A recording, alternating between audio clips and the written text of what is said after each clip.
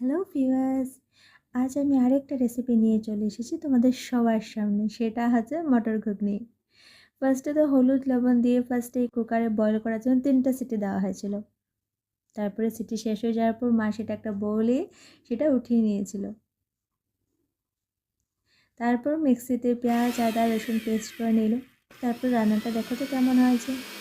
তোমরা সবাই নিজের নিজের রেসিপি বানিয়ে খেয়েছো, একবার এই পদ্ধতিতে ট্রাই করে দেখো, নিশ্চয়ই ভালো লাগবে।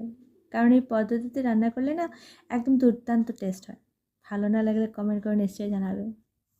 আর এখানে সব কিছু ইনগ্রেডিয়েন্টসগুলো মেনশন করা আছে, এটা চেক করে নেবে।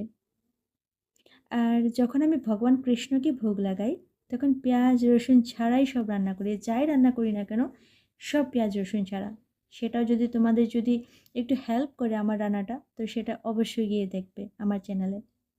তার জন্য আপনি চ্যানেলটা সাবস্ক্রাইব করে নেবেন। একদম ফ্রি সাবস্ক্রিপশন আছে, এটা কোনো পয়সা লাগবে না। এটা আমাদের সবার জন্য মা রান্না করেছে, তাই পেঁয়াজ রসুন দিয়ে ঘুগনিটা করা হয়েছে। তোমরা দেখতে থাকো ভিডিওটা। আর তোমাদের অনেক অনেক অনেক অনেক ধন্যবাদ আমার ভিডিওগুলো দেখার জন্য।